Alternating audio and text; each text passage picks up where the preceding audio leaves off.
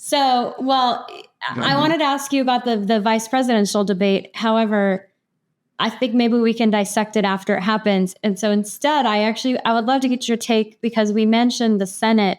I'm curious, what's your take on who's going to let's assume Republicans take the Senate.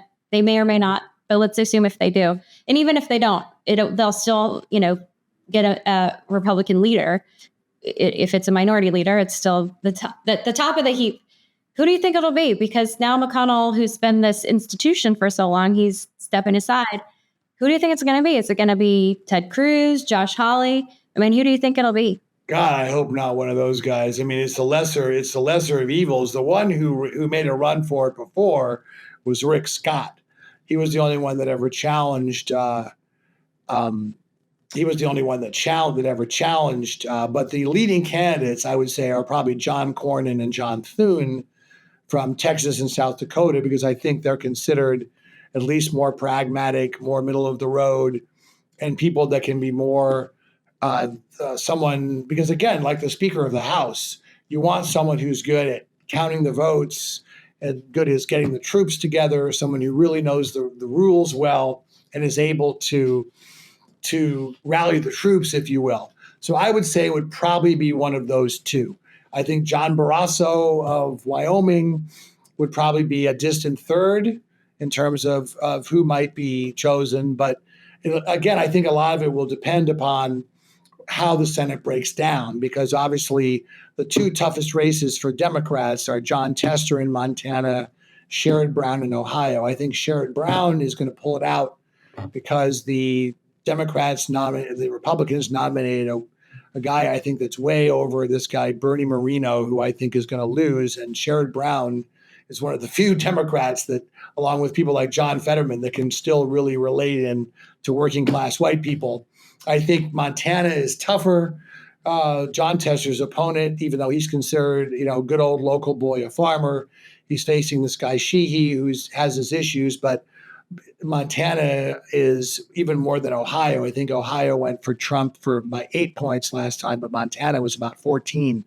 So you get to a certain point where I think the ticket splitting can only go up to a certain percentage of the vote. So I think that one's going to be a really tough. I think that Bob Casey will pull it out in Pennsylvania over David McCormick. Republicans should have nominated David McCormick last time. I think he could have beaten John Fetterman, but Casey's a wily politician. Ruben Gallego, fortunately, is way up over that election-denying freak Carrie Lake in Arizona. And so I think that Tammy Baldwin is up in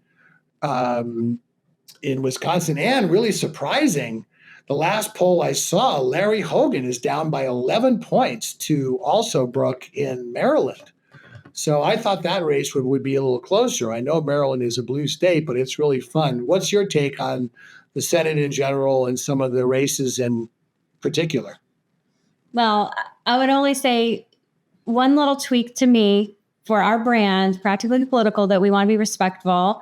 I don't agree with calling Carrie Lake a freak. I don't think we should call anybody that. But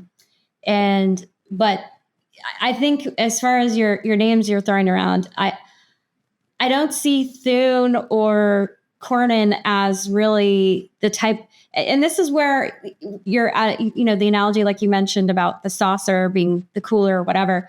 It might be the case that the Republican senators want someone more like those guys, but considering the more populist muscle right now, I could see someone who's more of the bully pulpit type who would be able to climb at the top.